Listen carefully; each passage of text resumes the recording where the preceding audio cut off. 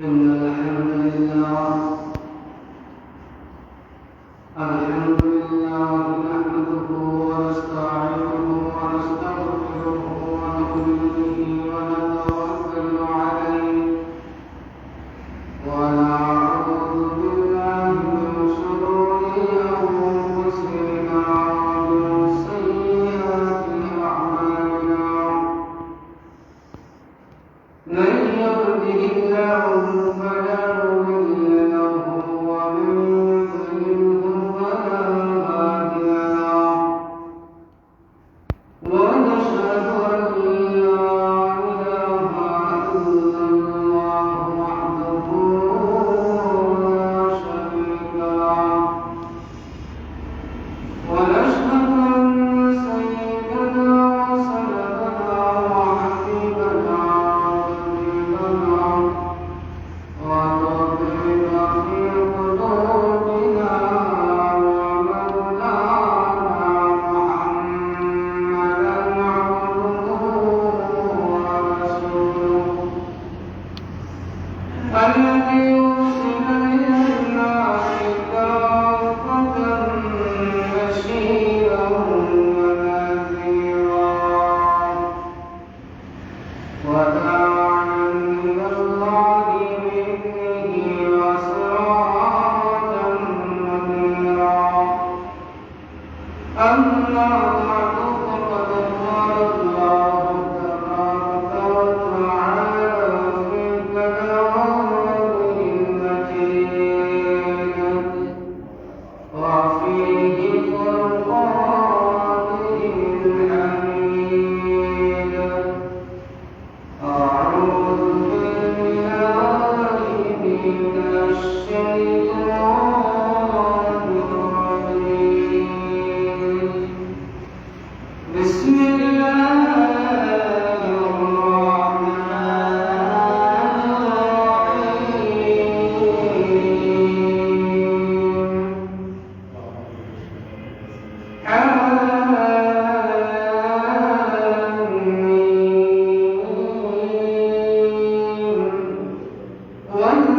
والكتاب المبين إنا أنزلناه ليلة مباركة إنا أنزلناه في ليلة مباركة إنا كنا منذرين وقال النبي صلى الله عليه وسلم إذا كان ليلة النصف من شعبان فقوموا ليلها وصوموا يومها وفي رواية وصوموا نهارها أو كما قال النبي عليه الصلاة والسلام صدق الله العظيم وصدق رسوله النبي الكريم ونحن على ذلك من الشاهدين والشاكرين والحمد لله رب العالمين الحمد لله الله سبحانه وتعالى অসংখ্য অগণিত শুকর ও সুজুদ আদায় করি যে মহান রূপে করিমে অত্যন্ত বরকত একটা রাত লাইলাতুল নিসফে শাবান তথা 14 শাবান মাসের দিবাগত 14 রাত্রি দিবাগত রাত অর্থাৎ যে রাতকে আমরা সাধারণত লাইলাতুল বরাত হিসেবে অবহিত করি যদিও মূল নাম হয়ে থাকে লাইলাতুল নিসফে শাবান তারপরে এটা গলত মশহুর হিসাবে ঘোষিত হয়েছে লাইলাতুল বরাত হিসাবে এটাকে আমরা শবে বরাত বলি। এই বরকতময় একটা রাত আমাদের সামনে রূপায়িত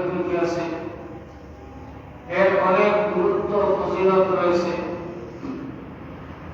হাদিস শরীফের মধ্যে এসেছে রাসূল পাক সাল্লাল্লাহু আলাইহি ওয়াসাল্লাম শাবান মাসে বেশি বেশি ইবাদত করতেন। তার মধ্যে বিশেষ করে লাইলাতুল বরাতে ইনফিরাদ হিসাবে এককবার তিনি বিশেষ কিছু আমল করতেন এবং এই আমলগুলা সাহাবায়ে কেরামকে বলেছেন, তারা এই আমল করে আর সাহাবায়ে হযরত রাসূলুল্লাহ সাল্লাল্লাহু আলাইহি ওয়াসাল্লাম থেকে হাদিস বর্ণনা করেছেন। এই হিসাবে এর গুরুত্ব অপরিসীম। এক হাদিসের মধ্যে রাসূল পাক সাল্লাল্লাহু আলাইহি ওয়াসাল্লাম ফরমান, হে আমার উম্মতেরা, ইদা কানাত লাইলাতুন মিন নিসফি শাবান, তোমরা যখন শাবান মাসের 14 তারিখ তিলাওয়াত করো, যখন তোমাদের সামনে আসবে, অর্থাৎ লাইলাতুল বরাত যখন তোমাদের সামনে আসবে, ফাকুমু লাইলাহা ওয়া সুমু ইয়াওমাহা, তখন তোমরা থেকে আল্লাহ রব্বুল আলামিনের ইবাদত বন্দেগীর মধ্যে নিমজ্জিত হয়ে যাও। তোমাদের যা তিলাওয়াতের যোগ্যতা আছে, কোরআন তিলাওয়াত করো, তাসবিহ তাহলিল করো, জিকির করো, বেশি বেশি কালিমা পড়ো, ইবাদত করো, নামাজ আদায় করো। আর দিনের বেলায় তোমরা সওম পালন করো, রোজা রাখো। হুজুর পাক সাল্লাল্লাহু আলাইহি ওয়াসাল্লাম সাহাবায়ে কেরাম প্রশ্ন করলেন, ইয়া রাসূলুল্লাহ, ইয়া হাবিবাল্লাহ, আল্লাহ নবী সাহাবাদেরকে বলেন, ও আমার সাহাবায়ে কেরাম, আল্লাহ রব্বুল আলামিন এই লাইলাতুল নিসফি মিন শাবান, এই 14 দিবাগত রাতের মধ্যে আল্লাহ রব্বুল আলামিন অজস্র সংখ্যক মানুষকে ক্ষমা করে দেন। কারণ আল্লাহ রব্বুল আলামিন সূর্যাস্তের সাথে সাথে সামায় দুনিয়ার আসমানের মধ্যে, অর্থাৎ দুনিয়ার প্রথম আসমানের মধ্যে এসে আল্লাহ রব্বুল আলামিন তামাম বান্দা বান্দীদেরকে আহ্বান করতে থাকেন, আলা মুস্তাগফিরিন ফাগফির লাহু, আলা মুস্তাগফিরিন ফারফাহু, আলা মুবতালান ফাআফিহু, আলা কাযা আলা কাযা হাত্তা ইয়াতলা'আল ফাজর। হুজুর পাক সাল্লাল্লাহু আলাইহি ওয়াসাল্লাম বলেন, সাহাবীরা, আল্লাহ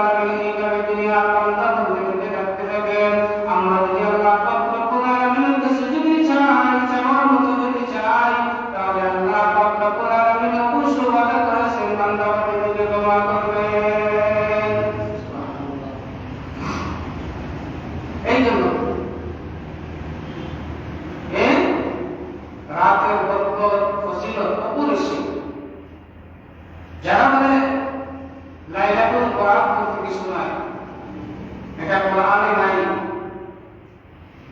তাদের উদ্দেশ্য করব আমরা যে আসলে বরাত শব্দটা হচ্ছে ফার্সি শব্দ, আর সব শব্দটা হচ্ছে ফার্সি, আর বরাত শব্দটা হচ্ছে আরবি। সব শব্দের অর্থ হলো রাত, বরাত শব্দের অর্থ হলো কেটে দেওয়া বা কর্তন করা। অর্থাৎ এই রাতে আল্লাহ পাক রব্বুল আলামিন দুনিয়ার মানুষদের গুনাহকে কর্তন করে দেন, কেটে দেন, গুনাহকে মাফ করে দেন, পরিবর্তন করে দেন। এখন আমি যে আয়াতে কারিমা তেলাওয়াত করেছি, তেলাওয়াতুল আয়াত আল্লাহ পাক রব্বুল আলামিন সূরা বাকারার মধ্যে বলেন, হামিম ওয়াল কিতাবিল মুবিন ইন্না আনজালনাহু ফি লাইলাতিন মুবারাকাহ। আল্লাহ পাক বলেন এই বরকতের রাতে আমি কোরআন অবতীর্ণ করেছি। এই নিয়ে মুফাসসিরিন কেরামের মধ্যে মতামত করা হয়েছে। অধিকাংশের মতে এই কোরআন মুবারাকাতুল মুবারাকাহ অর্থাৎ বরকতময় রাত বলতে আল্লাহ পাক রব্বুল আলামিন লাইলাতুল কদরকে বুঝিয়েছেন, যেহেতু একটা সূরা নাযিল হয়েছে কোরআনুল মুবারাককে। আরেকজন মুফাসসিরিনের মধ্যে অন্যতম তাবেঈ হযরত ইকরিমা রাহমাতুল্লাহি আলাইহি, যিনি হযরত আব্দুল্লাহ ইবনে আব্বাস রাদিয়াল্লাহু তাআলা আনহু করেছেন, তিনি বলেন যে লাইলাতুল মুবারাকাহ বলতে আল্লাহ পাক রব্বুল আলামিন শবে বরাত তথা লাইলাতুল মিন নিসফে শাবানকে বুঝিয়েছেন। তাতে তার যুক্তি হলো, ওনার যুক্তি হলো যে আল্লাহ পাক রব্বুল আলামিন শাবান মাসে 14 তারিখ ইবাদতুল রাত তথা লাইলাতুল মিন নিসফে মিন শাবানের মধ্যে আল্লাহ সুবহানাহু ওয়া তাআলা এই কোরআনকে নাযিল করার জন্য মনস্থ করেছেন, ঠিক করেছেন, আর এটা রেডি করেছেন। আর লাইলাতুল কদর রমজানের শেষ দশকে লাইলাতুল কদর এটা অবতীর্ণ করেছেন। যাই হোক, অনেক হাদিসের মধ্যে রাসূল পাক সাল্লাল্লাহু আলাইহি ওয়াসাল্লাম বলেন, ও আমার সাহাবারা ও উম্মত রাসূলুল্লাহ, লাইলাতুল নিসফে মিন শাবান হচ্ছে এমন একটা রাত যে রাতের মধ্যে আল্লাহ পাক রব্বুল আলামিন এই রাতের মধ্যে আল্লাহ পাক রব্বুল আলামিন মানুষের ভাগ্য নির্ধারণ করেন। এই রাতের নাম লাইলাতুর রাহমা, এই রাতের নাম লাইলাতুল বারাকা, এই রাতের নাম লাইলাতুল মাগফিরাহ। বিভিন্ন নামে এই রাতকে অভিহিত করা হয়। এই রাতে আল্লাহ পাক রব্বুল আলামিন তার বান্দা বান্দীদেরকে পর্যাপ্ত পরিমাণ রহমত দান করেন, পর্যাপ্ত পরিমাণ বরকত দান করেন, পর্যাপ্ত পরিমাণ মানুষকে আল্লাহ পাক রব্বুল আলামিন ক্ষমা করে দেন। রাসূল পাক সাল্লাল্লাহু আলাইহি ওয়াসাল্লাম বলেন, এই রাতের মধ্যে আল্লাহ পাক রব্বুল আলামিন মানুষের ভাগ্য নির্ধারণ করেন। কিভাবে ভাগ্য নির্ধারণ করেন? রাসূল পাক সাল্লাল্লাহু আলাইহি ওয়াসাল্লাম বলেন, আগামী বছর এই মাতৃ পৃথিবীর মধ্যে কি পরিমাণ মানুষ জন্মগ্রহণ করবে আর কি পরিমাণ মানুষ দুনিয়া ছেড়ে কবরের জগতে চলে যাবে, মৃত্যুবরণ করবে, আল্লাহ পাক রব্বুল আলামিন এই রাতের মধ্যে লিপিবদ্ধ করেন। এই জন্য এই রাত অত্যন্ত বরকতময় একটা রাত। এই রাতের অনেক ফজিলত এবং গুরুত্ব রয়েছে।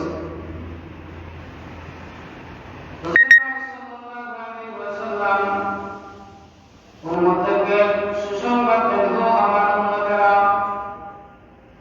এই রাত যদি তোমাদের সামনে আসে, তোমরা এই রাতকে কদর করবে।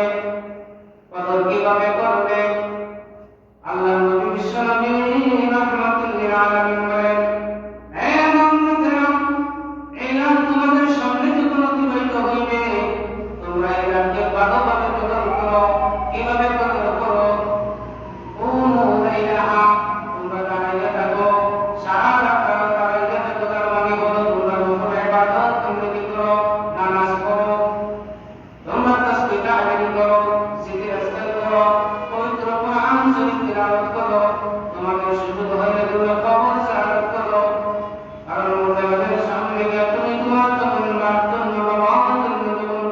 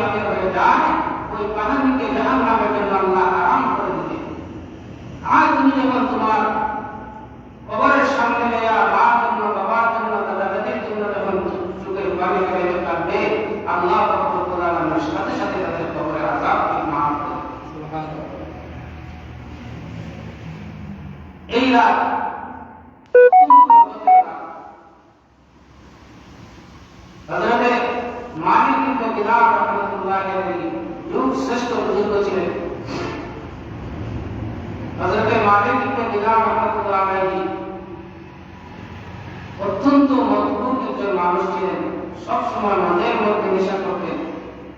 উনি আবার সরকারি চাকরি করতেন। চাকরি যখন শেষ করে আসতেন তখন তিনি মদের মধ্যে নিমজ্জিত থাকতেন, নেশার মধ্যে নিমজ্জিত থাকতেন, সবসময় নেশা করতেন। কিন্তু তার একটা মেয়ে ছিল, কিন্তু মেয়ে তাকে বারবার বারণ করতো যে আব্বা, আপনি যে কাজ করতেছেন এটা অত্যন্ত দুর্গন্ধযুক্ত একটা কাজ, এটা যখন আপনি খান, এই মদ যখন আপনি খেয়ে আসেন তখন তো আমার অত্যন্ত কষ্ট হয়। এই ছোট্ট মেয়েটা তাকে অনেক বকা দিত, এই মেয়েটা অপছন্দ করত, অনেক সময় তাকে মারধর করত। ছোট বাচ্চা, উনি যখন তার বাবাকে এটার প্রতি ঘৃণা প্রকাশ করলেন, এরপরে উনি ছাড়লেন না। কিন্তু অনেক সময় দেখবেন আপনারা, কোন সন্তান যখন তার বাবাকে ছোট অবস্থায় যখন ঘৃণা প্রকাশ করে, তার ব্যবহার অনৈতিক ব্যবহারের কারণে তার কষ্ট লাগে। কিন্তু মেয়েটা ছিল তার খুব আদরের, মেয়েটাকে সে অনেক ভালোবাসত। যদিও সে নেশা করছিল কিন্তু মেয়েটাকে অনেক আদর করত, ভালোবাসত। এক পর্যায়ে মেয়েটা ইন্তেকাল করলো, মৃত্যুবরণ করলো।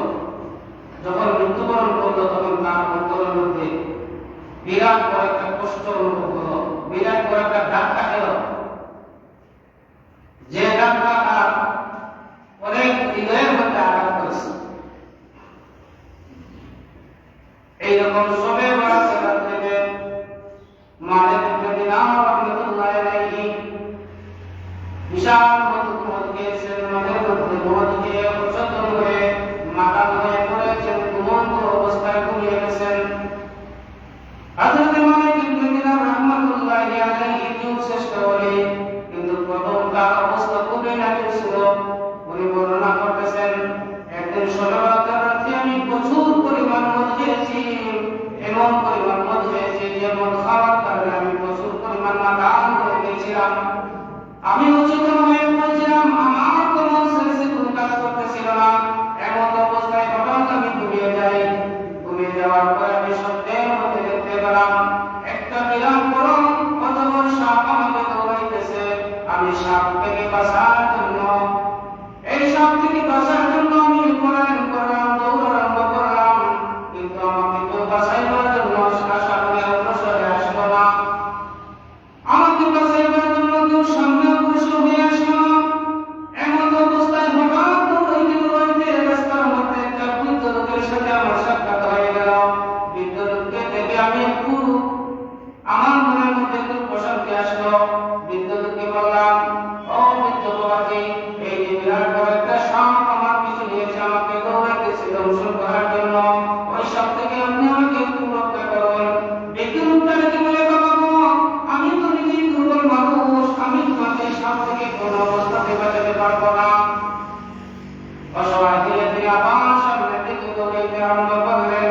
দৌড়াইতে দৌড়াইতে একটা পাহাড়ের টিলার উপর উঠলেন। টিলার উপর অত্যন্ত চিৎকার করলেন।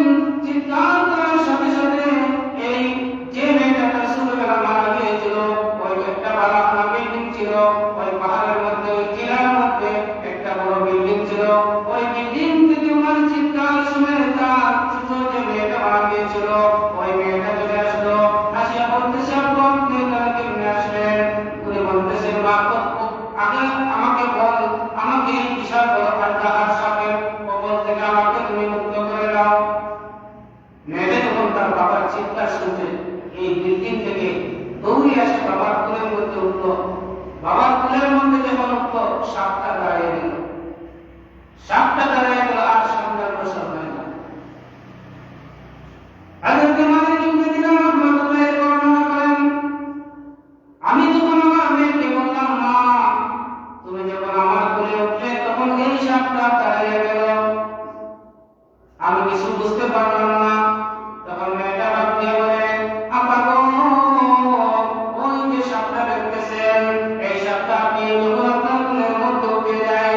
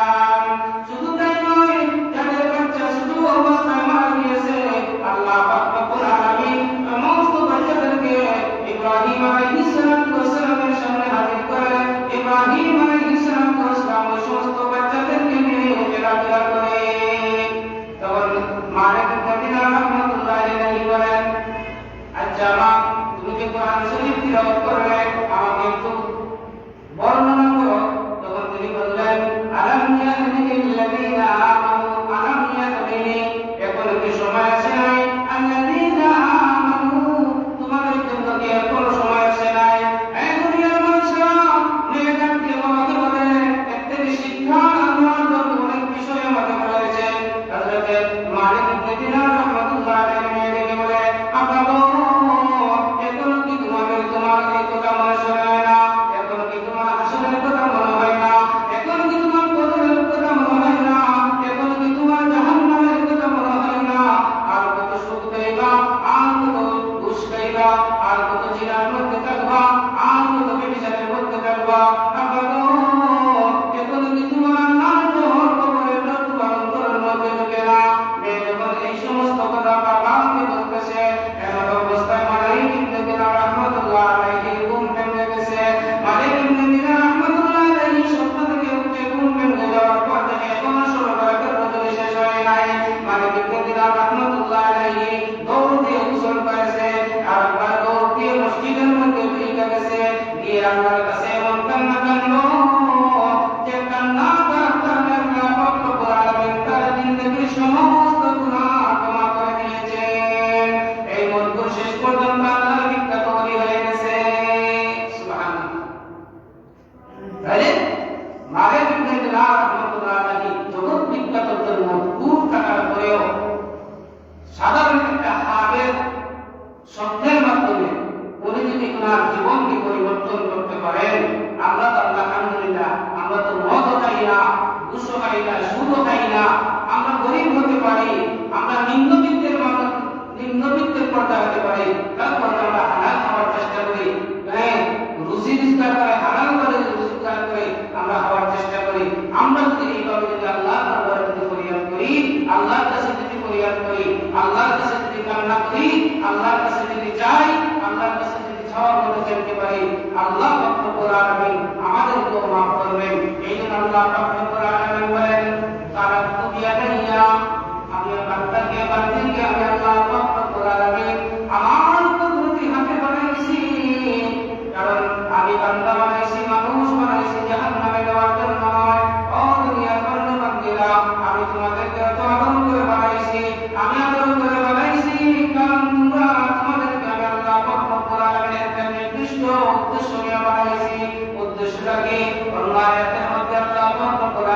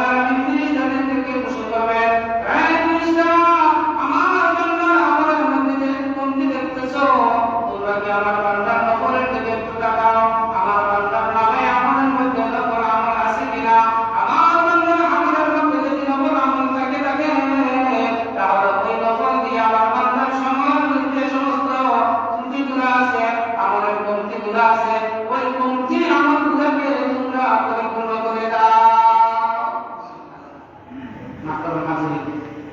এই জন্য আল্লাহ রাব্বুল আলামিন এই রাতে যে বান্দাদেরকে মাফ করবেন এটা ওয়াদা করেছেন।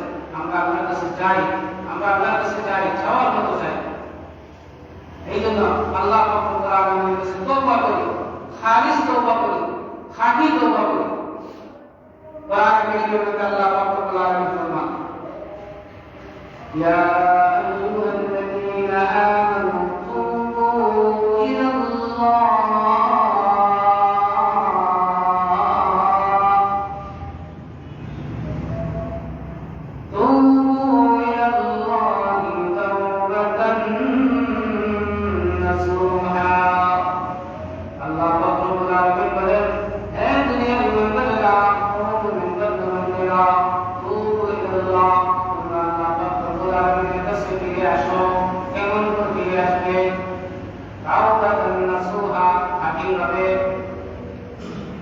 আল্লাহ রাব্বুল আলামিনের কাছে যদি আমরা হাকিভাবে ফিরে আসি।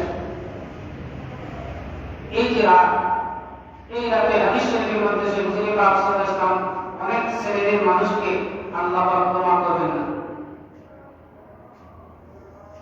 এখন কাদেরকে আল্লাহ রাব্বুল আলামিন ক্ষমা করবেন না? প্রথম নম্বর হচ্ছে আশরাকু বিল্লাহ, যারা আল্লাহর সাথে শরীক করে, যারা আল্লাহর সাথে শরীক করে তাদেরকে আল্লাহ রাব্বুল আলামিন এই লাইলাতুল বরাতের রজনীতে ক্ষমা করবেন।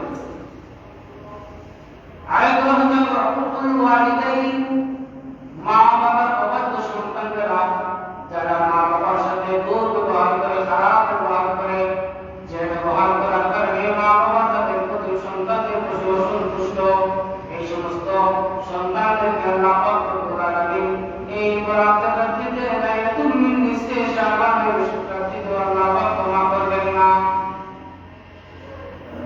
আরেকজন মানুষ হচ্ছে, আরেক হাদিসের মধ্যে হুজুর সাল্লাল্লাহু আলাইহি ওয়াসাল্লাম বলেন যে সমস্ত পুরুষেরা গলটার নিচে টাকুর নিচে কাপড় পরিধান করে, পায়জামা পরে, প্যান্ট পরে, লুঙ্গি পরে, জুব্বা পরে, এদেরকে আল্লাহ রাব্বুল আলামিন এই লাইলাতুল বরাতের রজনীতে ক্ষমা করবেন না। অন্যায় মধ্যে আছে হুজুর পাক সাল্লাল্লাহু আলাইহি ওয়াসাল্লাম বর্ণনা করেন, যারা শরীয়ত সম্মত উযর ছাড়া আত্মীয়তার বন্ধন ছিন্ন করে তাদেরকে আল্লাহ পাক রব্বুল আলামিন এই রজনীতে বরকতময় রজনীতে ক্ষমা করবেন না। আরেক রাতের মধ্যে আছে নবী ফরমান, এই বরকতময় রাতে আল্লাহ পাক রব্বুল আলামিন যারা নেশাখোর তাদেরকে আল্লাহ পাক রব্বুল আলামিন ক্ষমা করবেন না। এইভাবে আরেকজন মানুষ আছে আল্লাহ পাক রব্বুল আলামিন এই রাতের মধ্যে ক্ষমা করবেন না, তারা হলো হিংসুক। তারা হলো হিংসুক। হিংসা কেমন গুনাহ? হিংসা কেমন গুনাহ?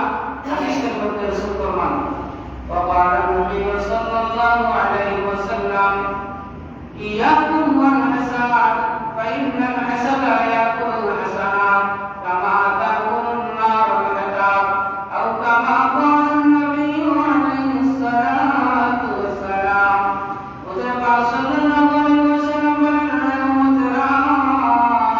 তোমরা হিংসা থেকে বেঁচে থাকো, কারণ হিংসা হচ্ছে এমন একটি গুনাহ। কেমন গুনাহ?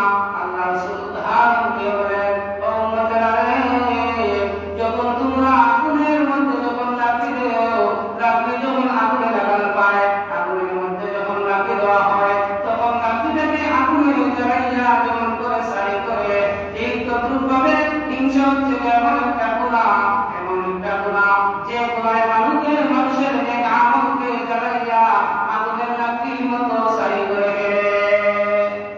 এই জন্য হিংসা থেকে বাঁচতে হবে। হিংসা করা যাবে না। আমার ভাই অট্টালিকার মালিক হয়েছে, আমার নাই, এই জন্য তার সাথে হিংসা করবো না, এটা করা যাবে না। এটা করলে আপনার নেক আমলগুলো ধ্বংস হয়ে যাবে। আপনার নেক আমল, আমার নেক আমল ধ্বংস হয়ে যাবে। এই ধ্বংসের হাত থেকে বাঁচতে হলে হিংসাকে বিতাড়িত করতে হবে। এবং এই যে বরকতময় রজনী, এই যে মুবারক রজনী, এই যে মুবারক রাত, এই রাতে আল্লাহ পাক রব্বুল আলামিন হিংসাকে মাফ করেন। এই জন্য মুহতারাম হাজিরিন, এই যে কয়েক শ্রেণীর মানুষ, আরো কিছু বর্ণনা আছে, এগুলো দুর্বল, এই জন্য বললাম মানুষ আপনাদের সামনে বললাম, বলতো আমরা যদি একটু চিন্তা করি, আমার নিজের কাছে যদি আমি প্রশ্ন করি যে এই যে বর্ণনাগুলো হুজুর দিলেন ওটাকে আমার মধ্যে আছে, আমার ভাইয়ের মধ্যে আছে, আমার বাবার মধ্যে আছে, যদি থাকে তাহলে এটাকে পরীক্ষা করতে হবে, সাথে সাথে পরিষ্কার করতে হবে, পরিহার করতে হবে, এগুলোকে বাদ দিয়ে দিতে হবে, এগুলোকে ছাড়িয়ে দিতে হবে, দিয়ে আল্লাহর কাছে এমন ভাবে কাঁদবো, এমন ভাবে তওবা করব যেটা যে তওবাতে তওবায় নাশাবাদ না হয়। এই জন্য আল্লাহ বলেন ইয়া আইয়ুহাল্লাযীনা আমানু তুবু ইলাল্লাহি তাওবাতান নাসুহা, হে ঈমানদারগণ তোমরা আল্লাহ রব্বুল আলামিনের কাছে তওবা করো, আল্লাহর কাছে ফিরে আসো। কেমন ভাবে ফিরে আসবে? গুনাহ থেকে ফিরে আসো। গুনাহ থেকে ফিরে আসার উসিলা হলো তওবা। গুনাহ থেকে ফিরে আসার উসিলা কি? তওবা। একজন মানুষ যখন গুনাহ করে, জানেন আল্লাহ রব্বুল আলামিন বুখারী শরীফের বর্ণনা, হযরত আবু সাঈদ খুদরি রাদিয়াল্লাহু তাআলা বর্ণনা করেন যে বনী ইসরাঈল বা রাসূল করিম সাল্লাল্লাহু আলাইহি ওয়াসাল্লাম একদিন বর্ণনা করতেছেন যে হে আমার সাহাবীরা, তোমাদের পূর্বের দিকে একজন মানুষ ছিল, তোমাদের পূর্বের দিকে অর্থাৎ সাহাবীদের পূর্বের দিকে, রাসূলের পূর্বের দিকে অন্য কোন নবীর সময় সম্ভবত এটা বনী ইসরাঈল, তোমাদের পূর্বের দিকে একজন মানুষ ছিল, যে মানুষ এত খারাপ ছিল, এত গুনাহগার ছিল, এত পাপী ছিল, দুনিয়ার জমিনে এমন কোন কাজ নাই যা সে করে না। এক কথা, এমন কোন খারাপ কাজ নাই যা সে নিমন্ত্রিত হয় না, অর্থাৎ সব ধরনের কাজের মধ্যে সে ছিল। এমন এক পর্যায়ে এসে নিরপরাধ 99 জন মানুষকে হত্যা করে ফেলেছে। খারাপ কাজ তো করছে, তাছাড়া নিরপরাধ 99 জন মানুষকে সে খুন করে ফেলেছে। হঠাৎ তার অন্তরের মধ্যে আল্লাহর ভয় যখন এসে গেছে, তখন সে জমিনের মধ্যে তালাশ করতে আরম্ভ করলো যে এই যে আমি যে এত বড় পাপ করেছি, আমার তো মৃত্যুবরণ করতে হবে, আমি তো একবার মৃত্যুর মুখে পতিত হতে হবে, কবরে যেতে হবে, কবরে থেকে আযাব যে হুজুররা বর্ণনা করতেছে এটা যদি সত্যি হয়ে যাবে তাহলে আমার দুনিয়া আখিরাত শুরু করব। দুনিয়ার মধ্যে আমাকে কেউ সাথ দেয় না, উনি হিসাবে আমাকে তাড়িয়ে দেয়, কবরে তো আমার অবস্থা খারাপ হয়ে যাবে। এই ঘটনা বর্ণনা করার কারণ হলো নবীজি সাহাবীদেরকে এই কথা বলার উদ্দেশ্য যে তোমরা যদি শুধুমাত্র তোমাদের মধ্যে ভুল হয়ে থাকে, গুনাহ হয়ে থাকে, পাপ হয়ে থাকে, আল্লাহ রব্বুল আলামিনের কাছে তওবা যদি করার মতো করো, তওবা নসিহা করো, হাকিকতে আল্লাহর কাছে ফিরে আসো, আল্লাহ ক্ষমা করবে। তখন এই ব্যক্তির কবিরার মধ্যে তালাশ করা আরম্ভ করলো। যখন লোকেরা তাকে বললো অমুক জায়গায় যাও, ওখানে একজন বুজুর্গ আছেন, আল্লাহওয়ালা মানুষ আছেন, আল্লাহ মানুষের কাছে গেলে তিনি একটা পথ বাতলাইয়ে দিবেন, এই অবস্থাতে তুমি কিভাবে ফিরে আসবে। উনি যখন এই বুজুর্গের সামনে গেছে, যাওয়ার পরে বলতেছে হুজুর, কোন আল্লাহর বান্দা যদি 93 জন মানুষ নিরপরাধ মানুষকে যদি হত্যা করে তাহলে সে তওবা করে কি তার ফিরে আসার কোনো সুযোগ আছে? তখন আল্লাহ বুজুর্গ বলতেছেন না না না, এত নিকৃষ্ট একজন মানুষ 99 জন নিরপরাধ মানুষকে যখন হত্যা করে ফেলেছে তখন তার ফিরে আসার কোনো সুযোগ নাই। লোকটি বলল যে আসলাম ভালো হওয়ার জন্য, আর যেহেতু আমার ভালো হওয়ার সুযোগ নাই, তাহলে যা কপালে আমার যা আছে তাই হবে। হুজুর আপনাকে হত্যা করে আমি সম্পূর্ণ করব। হঠাৎ হত্যার সেন্টারে আমি পূর্ণ করব। আল্লাহ বলে সে হত্যা করবে, এবং তার কত হয়েছে? হত্যার সংখ্যা কত হয়েছে? 100। আবার তার অন্তরের মধ্যে আল্লাহর ভয় এসে গেছে, আমি আবার চেষ্টা করব, চেষ্টা যদি করব না, আবার সে জমিনের মধ্যে ঘোরাঘুরি আরম্ভ করতেছে। এই সমস্ত কিছু মানুষ তাকে বললো তুমি অনেক দূরে যাও, ওখানে মধ্যে আল্লাহ একজন বাড়ি আছেন, ওনার সমাপন যদি হতে পারো তাহলে তোমাকে একটা পথ বাতলাইয়া দেবেন, একটা সুস্থ সমাধানের উনি তোমাকে খুঁজে দিবেন। যখন সে রওনা দিয়েছে, কথাটা খুব গুরুত্ব সহকারে জ্ঞান করবেন। যখন সে তওবার উদ্দেশ্যে রওনা দিয়েছে, যখন সে রাস্তার মধ্যখানে গেছে, রাস্তার মধ্যে তার বাড়ি থেকে যে ব্যক্তি শরণাপন্ন হবে, যে অলির শরণাপন্ন হবে, হুজুরের শরণাপন্ন হবে, এর মধ্যবর্তী স্থানে যখন গেছে তখন আল্লাহ পাক আলাইহিস সালাতু ওয়াস সালাম হুকুম দিলেন এই মুহূর্তে তার জান কবজ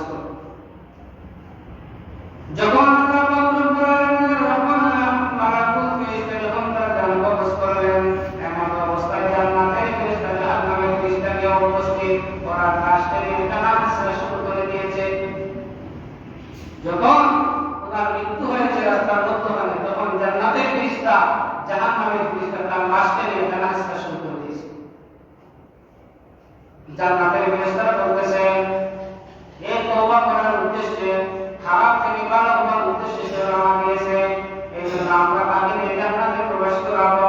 জাহান্নামের ফেরেশতারা বলতেছে, না না, ও জান্নাতের ফেরেশতা, তোমরা কি ভুলে গেছো, এই তো জঘন্যতম একটা মানুষ, যে মানুষ দুনিয়ার মধ্যে এমন কোনো খারাপ কাজ নাই যা সে করে নাই, এমনকি যে অপরাধী অসংখ্য মানুষকে হত্যা করে ফেলেছে, একটাকে আর কোনো মানুষ হইতে পারে না, গুনাহগার হইতে পারে না, পাপী হইতে পারে না। এই জন্য আমরা তাকে জাহান্নামের কারাগারের মধ্যে নিক্ষেপ করব। এইভাবে তারা চিৎকার শুরু করে দিয়েছে, তারা বিশ্বাস শুরু করেছে। ফেরেশতা জান্নাতে ফেরেশতা, না আমরা নিয়ে যাব। জাহান্নামের ফেরেশতা বলতেছে, না তোমরা নিতে পারবে না, আমরা নিয়ে যাব। এইভাবে বড় একটা গন্ডগোল সৃষ্টি হয়ে গেছে। বলি আল্লাহ পাক রব্বুল আলামিন আরেকজন ফেরেশতাকে তৃতীয় নিরপরাধ সালিস হিসাবে, মুরব্বী হিসাবে, বিচারক হিসাবে পাঠাইলেন। তাদের এই যে দাঙ্গা রাখছে, এই যে ফিতনা রাখছে, লাশকে নিয়ে টানাটানি রাখছে, আল্লাহ পাক রব্বুল আলামিনের পক্ষ থেকে আরেকজন ফেরেশতা তৃতীয় পক্ষ হিসেবে গেলেন, আল্লাহ পাক পাঠাইলেন এবং আল্লাহ পাক কিছু টিপস দিয়ে দিলেন। উনাকে যাওয়ার আগে আপনাদের মুরব্বী আপনাদের সমাধান করবেন, আপনার সমাধান তো তারা মানতে হবে। এই মানার মতো আল্লাহ পাক রব্বুল আলামিনের পক্ষ থেকে তাকে কিছু পরামর্শ দেওয়া হবে। উনি যখন উপস্থিত, তোমরা কি নিয়ে জানাজানি শুরু করেছো লাশকে নিয়ে?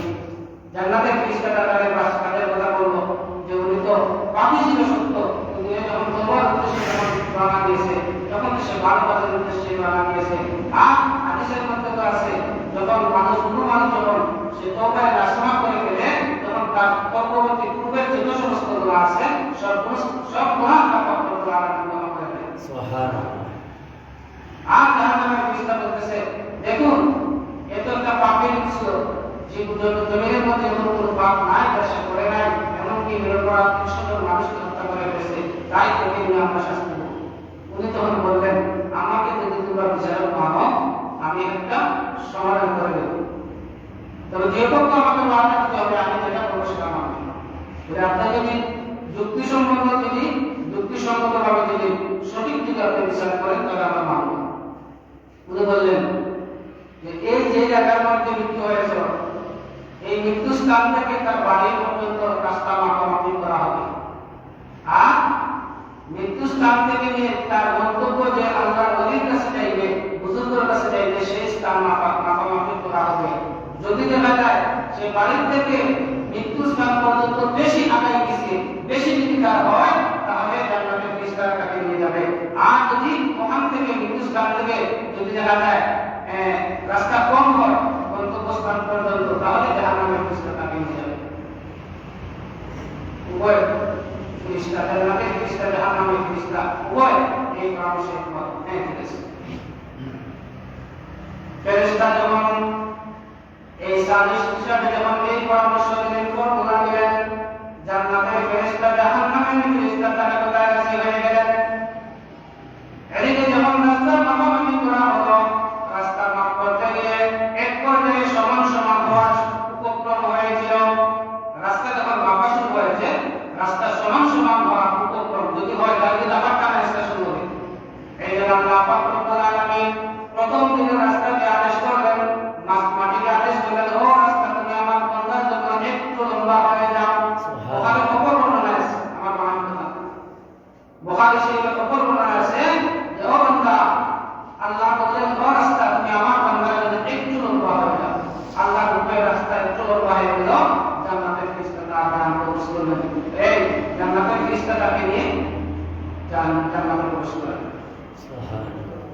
এই জন্য আমরা বিমুখ হব না।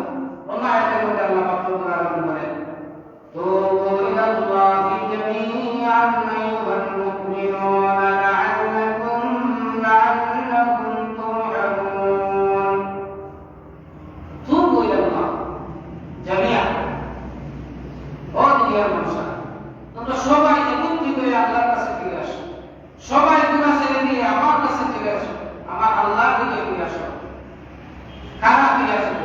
আইয়ুহাল মুমিনুন, ও মুমিনরা, হে মুমিন বান্দারা, তোমরা সবাই গুনাহ ছেড়ে দিয়ে আল্লাহর কাছে ফিরে আসো। যদি ফিরে আসো তাহলে সুসংবাদ কি? লাআল্লাকুম তুরহামুন, আশা করা আল্লাহ পাক রব্বুল আলামিন তোমাদের উপর রহম করবেন, আল্লাহ পাক রব্বুল আলামিন তোমাদের উপর দয়া করবেন, আল্লাহ পাক রব্বুল আলামিন তোমাদের উপর করুণা করবেন। যেহেতু আল্লাহ পাক রব্বুল আলামিন ওয়াদা করেছেন, ও দুনিয়ার মানুষেরা, তোমরা যা পাপ করেছো, যা অন্যায় করেছো, তোমরা যা নিজের উপর দখল বাড়াবাড়ি করেছো, নিজের নফসের উপর উত্তাল বাড়াবাড়ি করেছো, জুলুম করেছো, নির্যাতন করেছো, তোমরা সমস্ত কিছু মেরে দাও। সমস্ত কিছু তোমরা ছেড়ে দিয়ে যদি আমি আল্লাহর দরবারে যদি আসার মতো আসতে পারো, আসিয়া যদি তওবায় নসিহত করতে পারো, সঠিকভাবে যদি তোমরা ফিরে আসতে পারো, খাঁটিভাবে যদি তোমরা ফিরে আসতে পারো, তাহলে আল্লাহ পাক রব্বুল আলামিন তোমাদের পিছনে তোমার সমস্ত গুনাহ ক্ষমা করে তোমাদেরকে নেককারদের মধ্যে শামিল করবে। সুবহানাল্লাহ। মাকরা হাজির, আমরা তো নামাজ 9টার সময় ঘোষণা করেছি। এখন আপনারা ঘোরাফেরা করা একটু তাড়াতাড়ি হতো, ঠিক 9টার সময় জামাত আরম্ভ করছে। সর্বশেষ যে কথা, এই যে কিছু শ্রেণীর কথা আপনাদের সামনে বললাম, যে ওরা তো এই রাতেও মাপ পাবেন, তো এদেরকে মাফি কি করবে ব্যবস্থা না আছে, মাফির ব্যবস্থা আছে, ক্ষমার ব্যবস্থা আছে। এই জন্য আল্লাহ পাক রব্বুল আলামিন বলেন, তুবু ইলাল্লাহি তাওবাতান নাসুহা, ও দুনিয়ার মানুষেরা, তোমরা আল্লাহর কাছে ফিরে আসো, ফিরে আসলে আল্লাহ পাক রব্বুল আলামিন তোমাদেরকে ক্ষমা করে দিবেন। সুবহান। সংক্ষেপে বুখারী শরীফের আরেকটা বর্ণনা বলতেছি, এটা আপনাদের সুসংবাদ স্বরূপ দেওয়া হবে। নবীজি বলতেছেন, যদি কোনো মানুষ, কোনো বান্দা যদি আল্লাহর কাছে তওবা করে, আল্লাহ পাক রব্বুল আলামিন কোন রকম খুশি হন, কি রকম খুশি হন, এটা বলতেছে। এক রাহা, সে তার মালিকের খুব রাহালি করে জঙ্গলের মধ্যে, যখন জঙ্গলের মধ্যে তার খুবটা রাখতেছে, তখন একটা গাছের নিচে সে ঘুমাই গেছে। উনি যখন ঘুমিয়ে পড়ছে, ঘুম থেকে ওঠার পরে তার খুবটা খুঁজে পাইতেছে, তার খুবটা খুঁজে পাইতেছে না।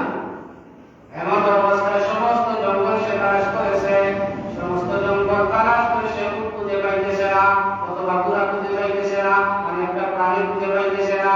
এমন অবস্থায় সে পেরেশান হয়ে গেছে, আমি এখন মালিকের কাছে কি জবাব দেব? মালিক যেহেতু আমাকে রাহাতের জন্য পাঠাইছে, মালিক তো অবশ্যই আমাকে দোষারোপ করবে, আমার চাকরি তো ছেড়ে যাবে, আমার চাকরি তো অবশ্যই চলে যাবে, এমনকি আমাকে বকাঝকা শুনতে হবে, আরো কত কিছু হতে পারে। এই জন্য সে নিরাশ হয়ে পেরেশান হয়ে কুটাকুটি করেছে, খোঁজাখুঁজি করেছে, কোথাও পায় নাই। এমন অবস্থায় একটা গাছের নিচে ক্লান্ত হয়ে পড়েছে, ক্লান্ত হয়ে পড়ার পরে তার ঘুম এসে গেছে।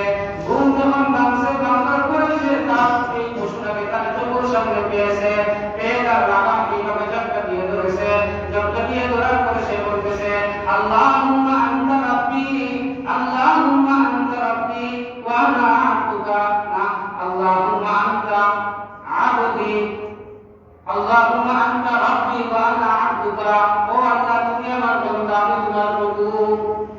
আল্লাহুম্মা আনতা রাব্বি, আল্লাহ আমি তোমার রব, ওয়া আনা আবদুকা, তুমি আমার বান্দা।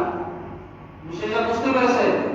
মানে সে আল্লাহ নবী বলতেছেন, এই হাদিস যখন সাহাবীদের সামনে বর্ণনা করতেছেন, তখন আল্লাহ নবী সাহাবীদেরকে বলতেছেন, যে সাহাবীরা, ওই ব্যক্তি যখন তার ঘোড়াটা বা তার পশুটা যখন তার সামনে পাইছে, সে পাইয়া সে তো আস্তা জঙ্গল থেকে খোঁজাখুঁজি করছে, পায় নাই।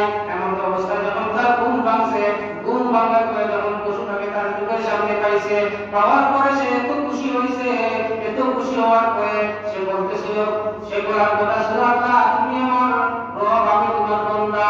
কিন্তু সে অতি আনন্দের সহিত, অতি উৎসাহের সহিত যখন পশুটাকে সামনে পাইছে, পাওয়ার সাথে সাথে সে কি বলতেছে, আল্লাহ তুমি আমার বান্দা, আমি তোমার রব। যখন হুজুর পাক সাল্লাল্লাহু আলাইহি ওয়াসাল্লাম সাহাবীদেরকে বলেন, ও সাহাবীরা, তখন আল্লাহ কুদরতিভাবে হেসেছেন। আল্লাহ এটা বুঝতে পেরেছেন যে আমি যে রব, কিন্তু সে খুশির কারণে খুশিতে নাই। আমরা অনেক সময় বলি না, আমরা অনেক সময় বাবাকেও ভাই বলে দিই, বাবা যদি আমার কিন্তু